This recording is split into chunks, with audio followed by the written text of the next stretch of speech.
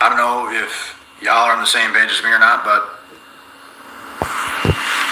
life is going to be what it's going to be. You know, there's all this stuff happening. A lot of craziness, we all know. Gender wars, women are going nuts. All these women out here today are just the biggest 304s of all time. And we understand what we have in front of us. And time is a virtue, but time is something we can no longer worry to lose. Because all we have is the time that's left in front of us. That's all we have. We don't know how much is left. Some of you probably have more than me. I probably have more than some of you. Probably. We don't know. But the way things are today, bro, a lot of shit is just not working out. But some things obviously do work out, which is good. Life ain't perfect. Everything ain't going to be what you want it to be. And you cannot worry about time. You can't worry about you're getting older, blah, blah, blah. You're not with the person you want to be with. Even women, they can't worry about getting older and they're not with the person they want to be with. Because everything is going to be what it's going to be. All we can do is do our best. All we can do is put our best foot forward.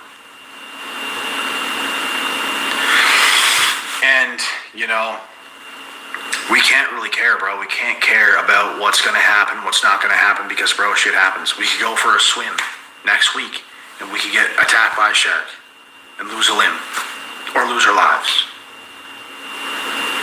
Like, bro, I don't know if you guys, like I said, are on the same page as me or not, but I'm ready to be out of here already. Like, I'm going to enjoy life while I'm here, and I hope to live a long life. But I'm ready to get out of here at any time, bro. Life really ain't that crazy, man. That's my whole point. Like, to put all this unneeded pressure on yourself that you have to do this, you have to do that, and this has to happen, and that has to happen, bro. You can attempt things. You can try. You got to give things your all sure, but you cannot worry about the results because some things, bro, it's not up to yourself. For example, we cannot depend on a female to be who we need her to be. Women have a mind of their own. We have a mind of our own. And sometimes it mixes like an oil and water. Not good. So, to worry about that, to think things have to work a certain way, it really don't. It really doesn't have to work a certain way because, bro, the world's fucking nuts. The world is nuts. I spent a lot of my 20s not really worried, but more so, when is this going to happen? It's going to happen next year. I'm going to land on the person next year. Sometimes you even have somebody in mind, and when this happens, y'all's going to link up, and it's going to happen, and it's going to work. Bro, we cannot worry about a good result. We can't worry about a single result. And that is why you should not worry about wasting your life. Life really is not wasted, bro. Like, you can waste your life by doing ridiculously stupid stuff day after day after day after day after day, sure. But as long as you're giving it your best, as long as you're putting in the work, as long as you're being the man or woman you're supposed to be, there's no such thing as wasting time. There's no such thing as wasting your life. Everything else is going to be what it's going to be. All you have to do is what you have to do, which is your best. That's literally all you can ask for, bro. You cannot think someone has to be something that they're just not. We all hoped and wished somebody could specifically be a certain way, because then we would work out. But that same person probably wishes we were a certain way so things could work out. I don't know. Things happen, man. Things happen. We're with people one day, we're not with them the next. You can talk to a female for 2 months, 3 months, and now you're no longer talking. You can be in a relationship for 8 months to a year. You're no longer in that relationship. And you know what? Life goes on. The wheels keep turning. Life goes on. So we have to live our best life, guys. We have to live our best life. And not worry about any specific results, what's going to happen, what's not going to happen, because all we can do, like I said, is our best. And if we're doing that, chances are we're going to end up in the right scenarios with the right people at the right time. The right time might not be now. It might not be in a year. It might be in 3. We don't know.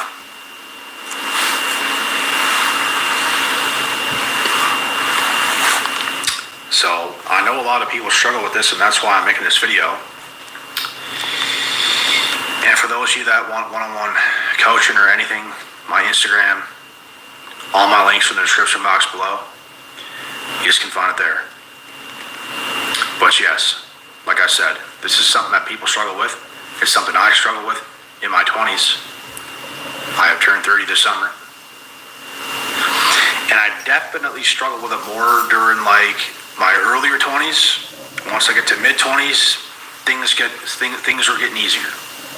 Because I started to learn how life really is. You start to mature. You start to learn how life really is. And it's not what you thought. Those are the wake-up calls. Those are the awakenings that you have to experience and you have to go through. Because, bro, people can do you dirty. People can do you wrong. And that's all there is to it. It can happen. Obviously. And it's not something we have to be concerned or worried about. We gotta let life go on. And keep doing what we're doing, bro, because the right people's gonna be there.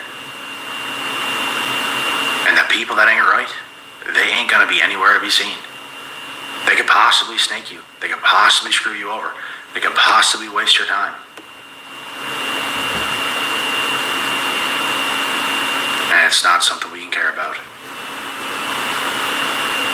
Put zero care on that, bro. Like, you gotta do what you gotta do. People suck. Women suck. Women say we suck. There you go.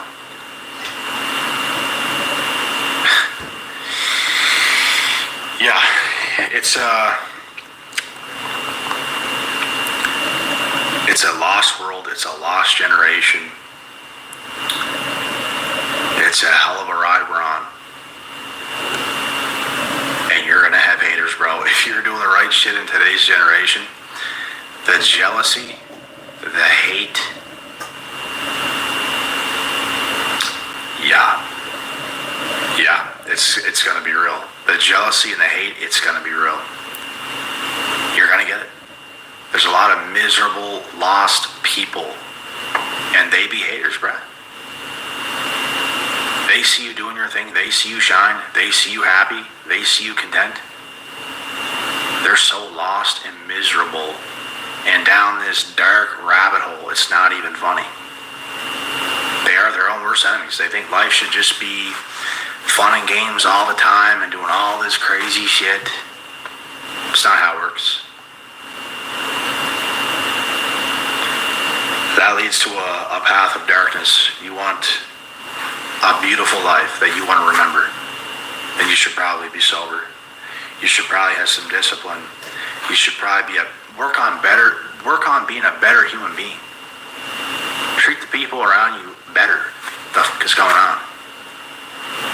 Everyone is such toxic pieces of shit, bro. No one even cares. It's like, it's unbelievable. You talk to people and it's like they're just miserable. They don't care. But they still want your attention. It's weird, bro. It's weird. People's weird today, man. Like, this is what the world's come to. And that's why I don't be with people, bro. Like, not many. I have my small circle. And that's what it is. I cannot stand most people, bro. It's just, it is what it is. It's ridiculous out here. Absolutely ridiculous out here.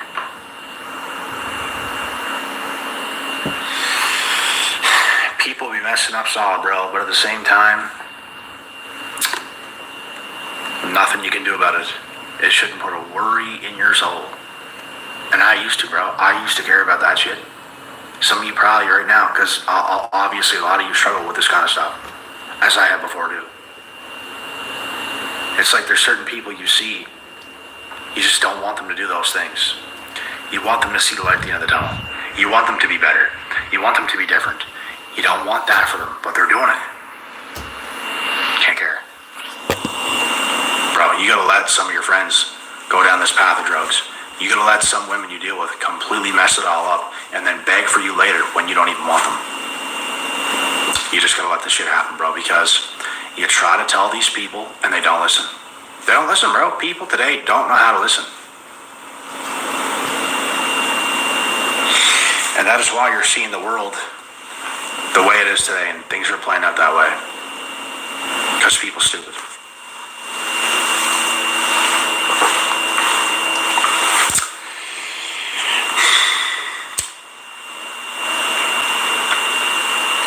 And when it comes to our own lives, like I said,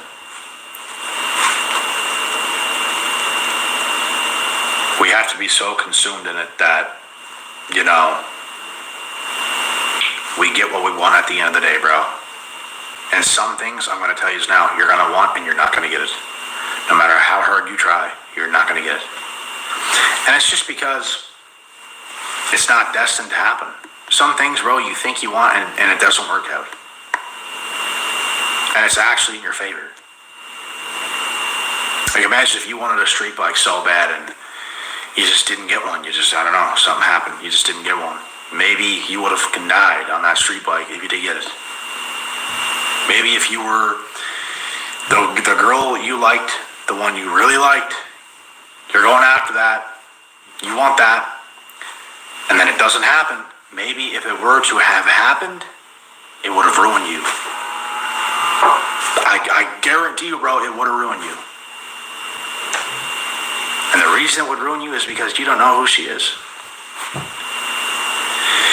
You don't know who that woman is, bro. You don't know who that is. And if she actually was who you thought she was, you just probably would have worked out anyways. You just didn't work out because she knows damn well she ain't that. They just act. They pretend. And they never end up being that, bro. Never. They never end up being that. It's always something else. It's always something different. I don't know if I've ever met a female in my life, bro, whereas it turned out to be something real. I don't think ever. I think every single woman I've ever dealt with turned out to be something that I did not think she was. And they're great. They're good at hiding it. Like, fantastic at hiding it. And then you wake up, whenever you get to know this person for many months, you start to wake up, you start to see through the BS. And it is what it is. A lot of time in life, guys, people's going to let you down. People's going to let you down. Time's going to go on. People's going to waste your time. But at the same time, that was destiny. For whatever weird reason, you were probably learning a lesson. No time is actually wasted. We're We're just living life. Trial and error, baby. In the trenches. And if y'all want to get to the top, it's a lonely path to the top. You're going to have to be less social. You're going to have to be more focused. That's what it requires. And, yeah, when I was more social, bro, I was partying, I was doing all this shit to friends, I was friends with everybody and getting around these women, doing all that stuff. And then bad things start to happen. Then I find myself, okay, you still go to these parties, but now you're kind of in your own head about shit. Now you're thinking. Now you're looking through everybody because you start to see through it all, bro. It's called the awakening. You start to see through it all. Now you're literally looking through everybody, bro. And through everybody. You're not even in the moment. You're in the moment, but you're looking through people, bro. They be in the moment like all drunk and shit, and everyone's seemingly having a good time and everything else. And then you're just like,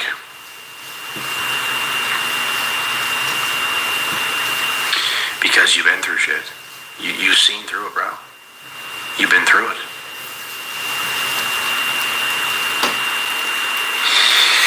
And it changes you, man.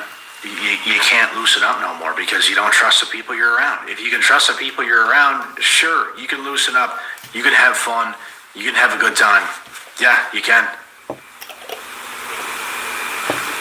If you don't trust people, bro, you don't trust people. Not everybody is supposed to be trusted.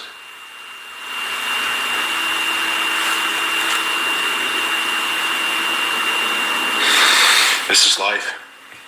And like I said, it's about trial and error. It's about learning. And no time is wasted. That 1 year relationship that you think, oh, wasted my time, all this stuff. Not really, bro. It's just a part of your story. It's a part of your story. So don't worry about wasting time. Because all we have is today. And we're going to do what we're going to do.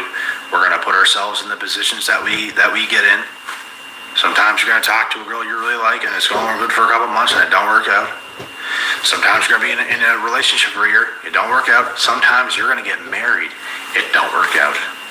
And it's not wasted time. So don't worry about wasting time. It's just a part of your story. Someone else's story could be far worse. Let me tell you that right now. You could get a limb taken from a shark. You could be abducted. You could just be walking down the street and someone could just shoot you. You don't know.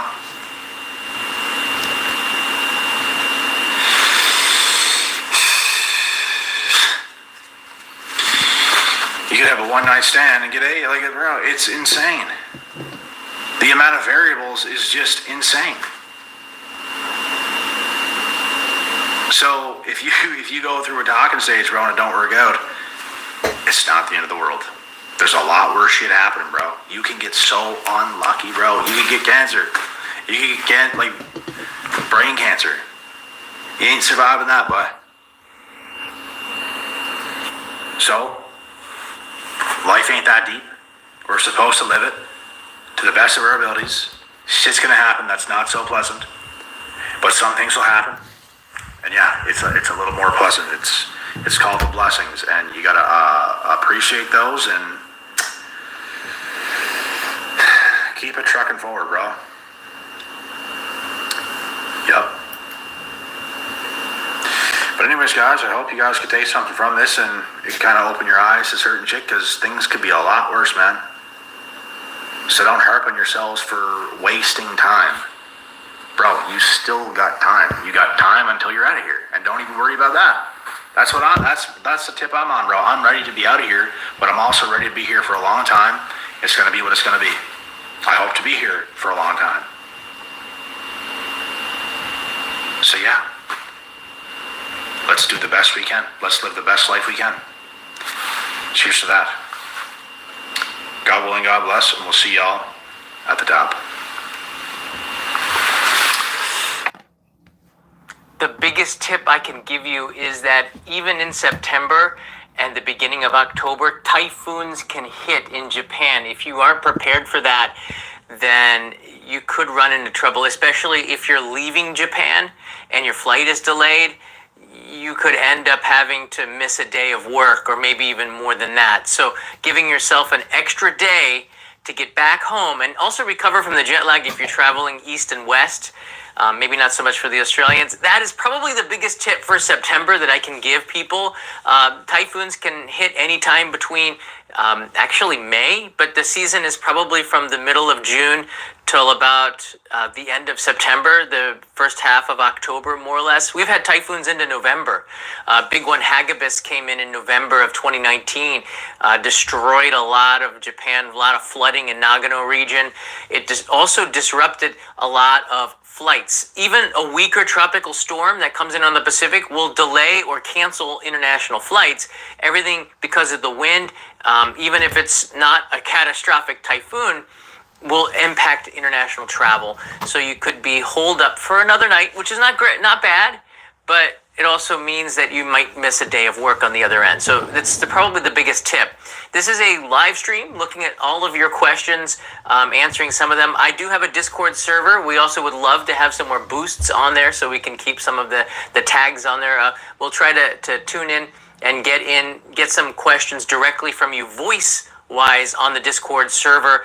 I'll figure out how to open that up and get the audio to pipe in so we can discuss with you.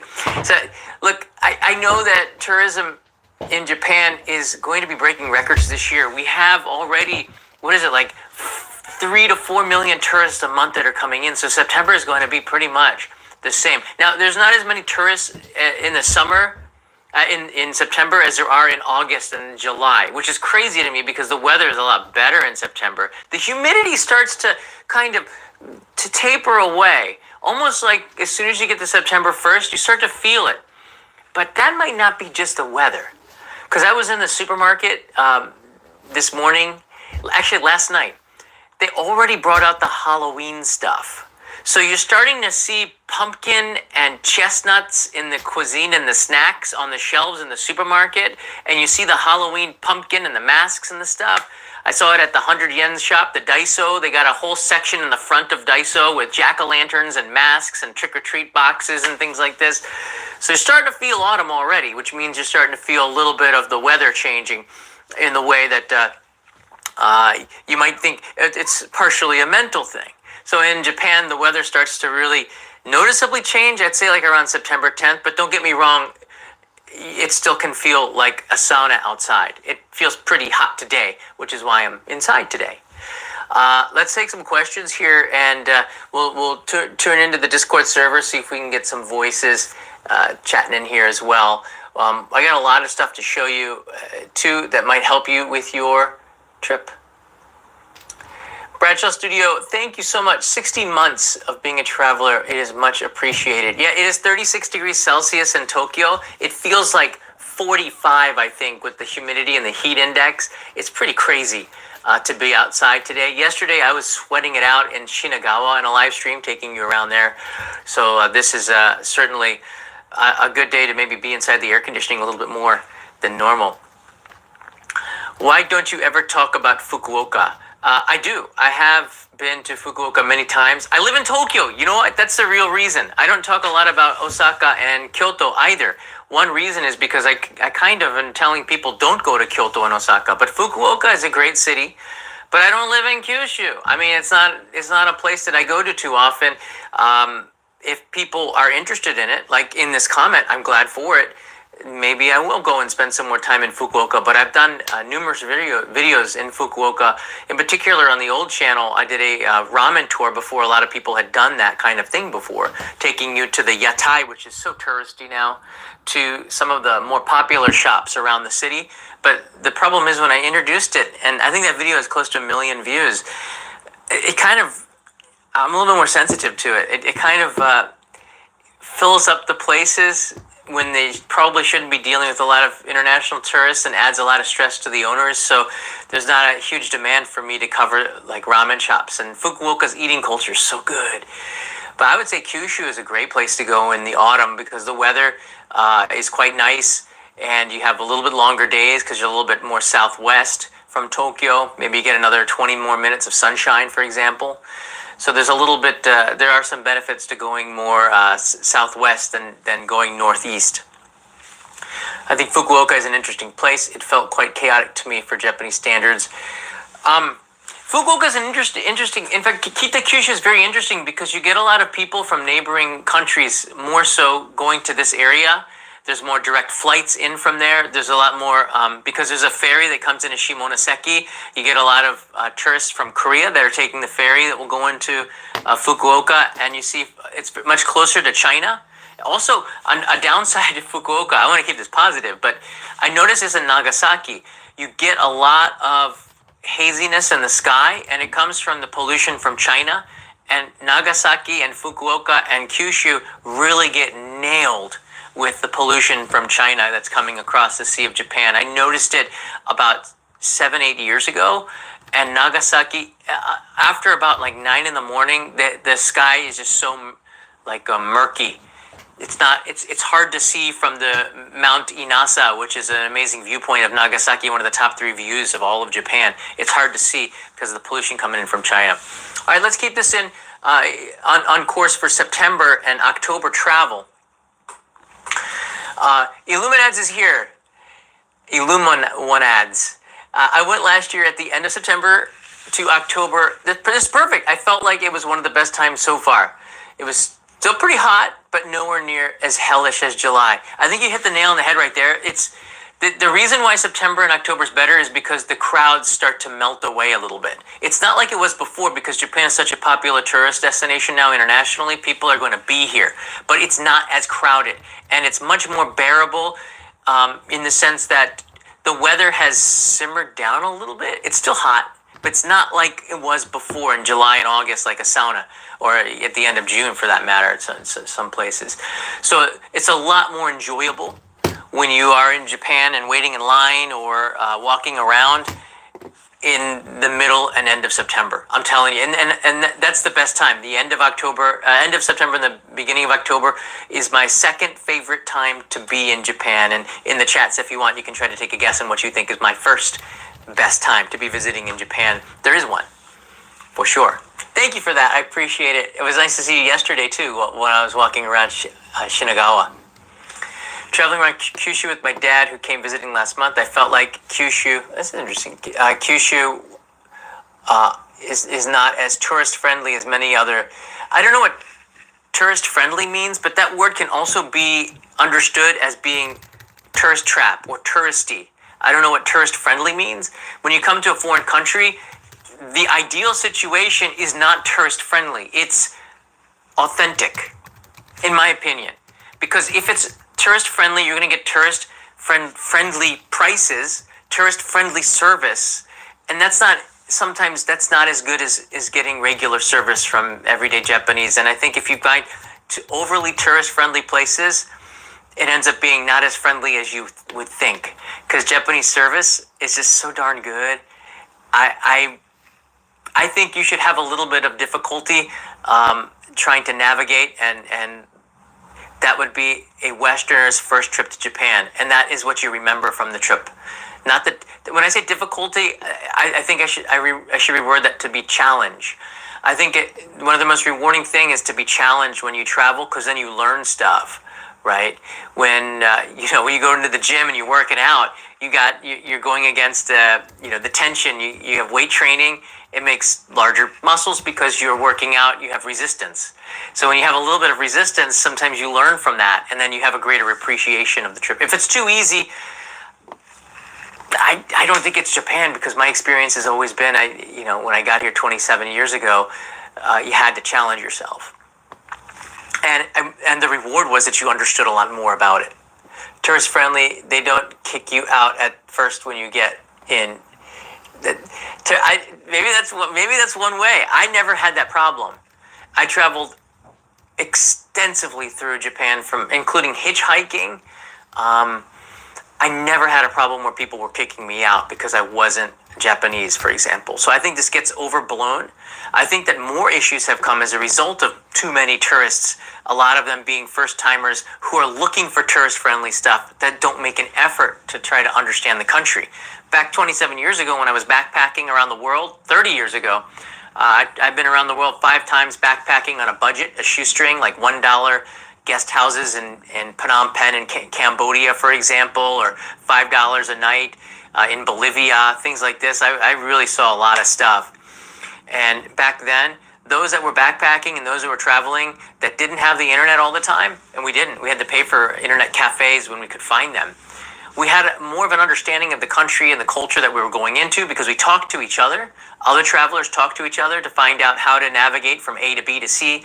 We had more comprehension on the geography and the maps, not relying so much on Navi services, but actually physical maps and remembering, okay, at this tree you take a left, and at this landmark you take a right. And I think that made for a better experience.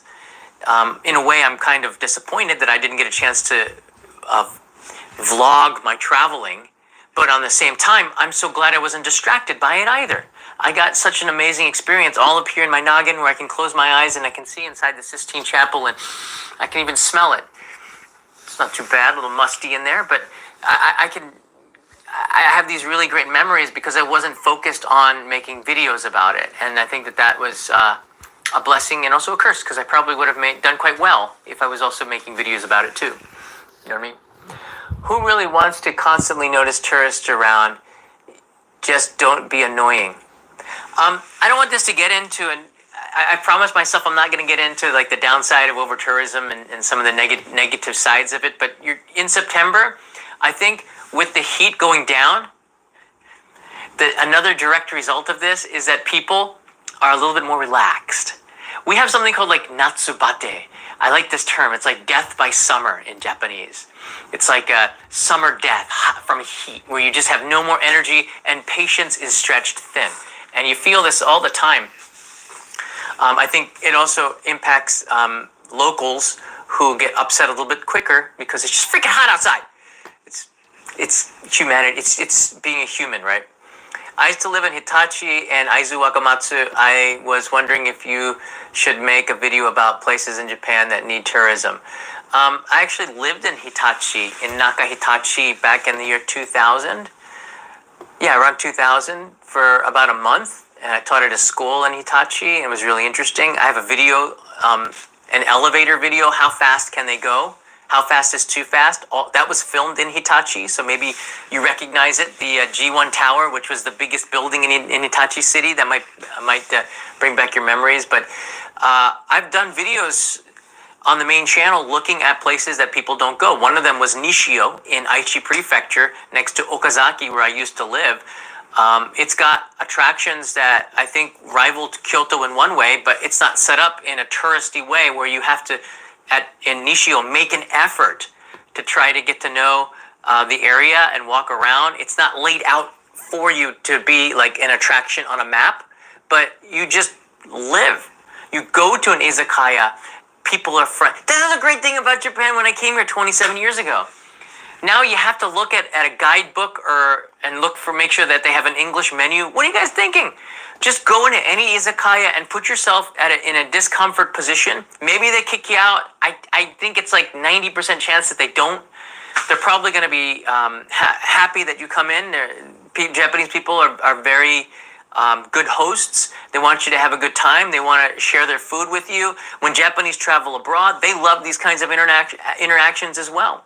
So I think putting yourself making yourself a little bit discomfort, like putting yourself in situations where you're going into places that you don't fully understand. You smell something delicious in there and you see a menu in Japanese with a picture of a food that looks interesting. You can't speak the language, but you walk in anyway.